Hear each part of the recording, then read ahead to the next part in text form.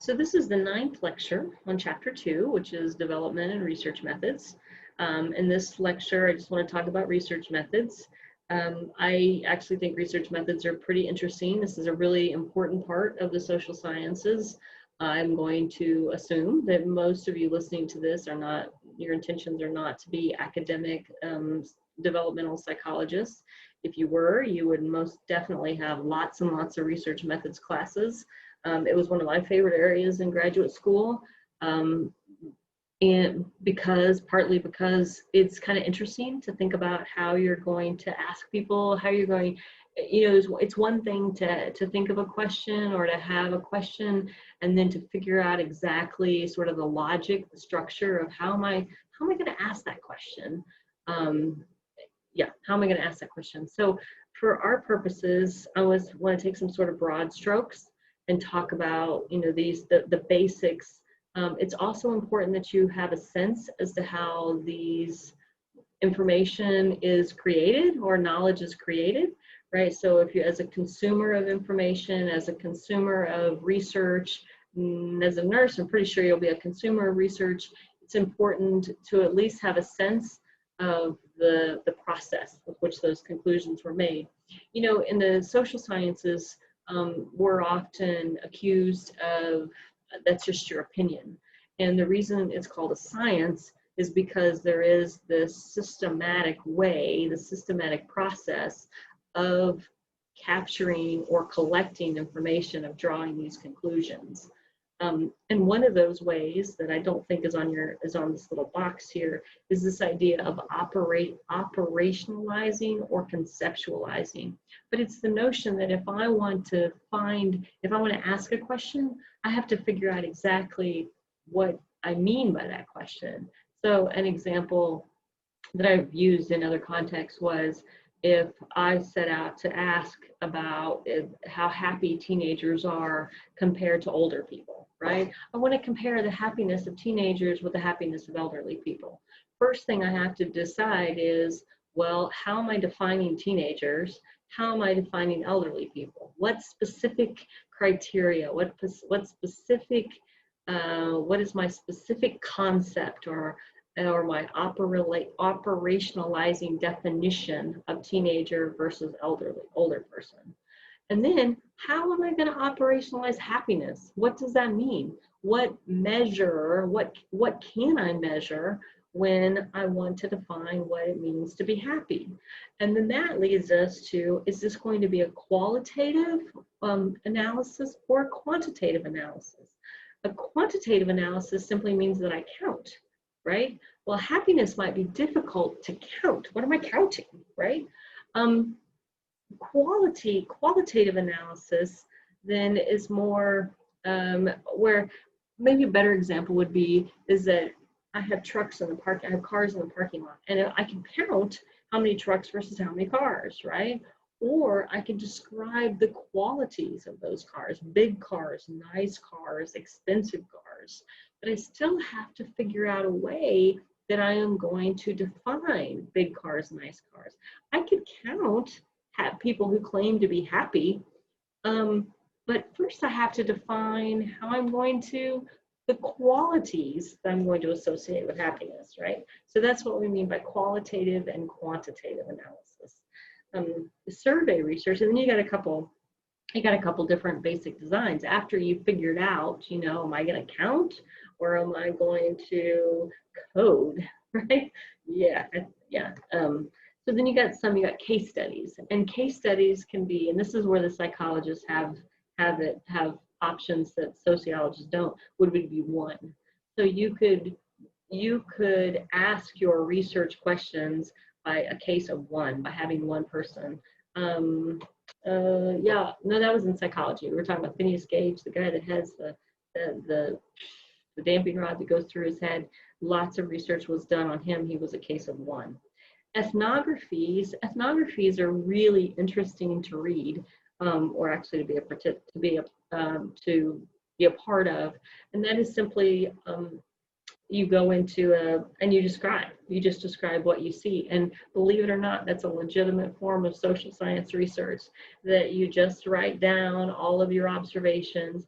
But what you can't do, or is what's considered not good research, is draw conclusions about why. You're just noting that there are 4 children on that side of the room and 2 children on this side of the room, and the little boys are playing with little girls, and the little, you're just noting that the children of color are more likely to play with that toy or in that place compared to the tall children and the short children. That's all you're doing, is you're just making observations without interpretations.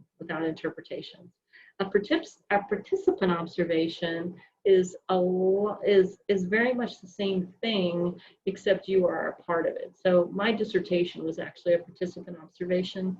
It's if you're a qualitative researcher and you don't like to run statistics, and prove statistical significance, then that's a legitimate form. If you are a quantitative researcher and you like to plug numbers into a statistical algorithm and come up with chi-squares and all of these fancy mathematical models, that is not as appealing.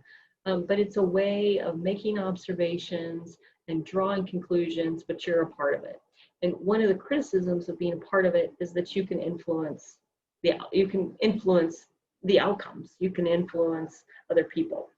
Then you have correlation studies. A lot of what I will be talking about are correlation studies. And I want to emphasize here, correlations are not causation. If I was to say 2 things are correlated, I am not saying this causes that.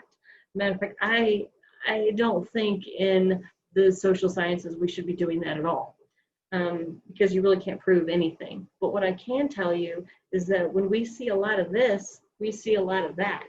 Those are correlations. For instance, one of the examples that I like to rely a lot on is the correlation between money and happiness, right? Money does not cause happiness. Money does not make you happy, but there is a correlation but it only holds true for some up to a certain point, that as someone earns more money, their happiness increases, right? That's a correlation. As one happens, so does the other, but only to a certain point. And that point, according to the data, is about $70,000. So your income goes up to about $70,000 and your happiness goes up right along with it. After about $70,000, you can continue to make a lot of money, but your happiness does not go on. So it should be like this, your happiness, right? Your money can go up, but your happiness sort of levels off, right? And then we have to explain it, right? So another part of the research process is we see these patterns, but how do we explain them? And that's where theory comes in, right? Again, we can't prove anything, but we can say, so here's another example of a correlation, is where there are lots of children, there are lots of flamingos. True story. They're especially in Florida, especially around Orlando, there's a ton of flamingos and a ton of kids, right? There's a correlation, but does it mean that the pink flamingos cause the children? No, that's silly. That theory doesn't make sense. The reason there are is because you got Disney World. See, so you got to be careful. I think that's called a spurious. I forget all the technical terms. It's been a minute. And then you got experiments. Psychologists do some experiments, but mostly their experiments are with animals. Certainly the case of Watson that we heard, that we were talking about, where he made the loud noise, that was an experiment, and it would be considered an unethical one by today's standards. Samples versus populations. So what this refers to is, obviously we can't go out and count everybody in the whole world. So we have to draw, we should draw, if it's going to be a good research project, we call draw a representative sample. So for instance, in the United States, the population, the percentage of male to female is about 52% female to about 48% male. If I wanted to know about everyone's happiness, right, and all I went out and did was, and I got 100, I have 100 people, I can send out 100 surveys, and I sent out 60 surveys to men and only 40 surveys to women, that would not be a representative sample. I would need 52% women and 48% men in order for it to be a representative sample. And then the idea is that I can aggregate that, or I can what's the word? That's not the word I'm looking for. But I can assume that that pattern would apply to, again, we're talking about patterns to everybody. A naturalist observation versus laboratory, that would be like a naturalist as I'm just sitting back and watching, as opposed to bringing, if I'm observing kids in the daycare setting, right? So a naturalist setting would be I go into the daycare, as opposed to a laboratory setting where I bring the kids into my laboratory. And of course, you can control more in the laboratory, but it might also affect how kids really interact because it's an artificial setting, right? So there's both goods and bads about both of those. Then you've got, in development specifically, you've got a couple other kinds of research methods. You've got one called a cross-sectional. It says at one time, all age groups. So that means you go out right now and you measure all the kids in terms of their educational development, right? Now that we're all into these wacky sort of like, some are hybrid, some are online, some are face-to-face. We see how everybody's doing all at once. That would be a cross-sectional study, right? And then we might compare that cross-sectional study with, say, 2 years ago cross-sectional study, and say, oh, kids today aren't doing very well compared to them, right? Because we got everybody all at once. Longitudinal study would be to watch everybody for a long period of time. My husband was a part of a longitudinal study on smoking behavior, and it went on for 20 years. What happens with longitudinal studies is you might have a whole bunch of folks. You might have 100 people sign up, in the year 2000. But by the time you get to 2020, you've dropped, 2/3 of your people have dropped out of the study. So you get great information because you can watch how people change, but you don't get as much information because a lot of people will drop out as the time goes on, and they're very expensive and time consuming. And then what's the other one? A sequence of cross sections or longitudinal. So I'm trying to think of a good example of that one. Those might be like, we have short longitudinal studies. So if I'm watching people for 2 years, but I do a whole bunch of those. So I do a 2-year study this year, and then next year I start another 2-year study, and then the next year I start another 2-year study.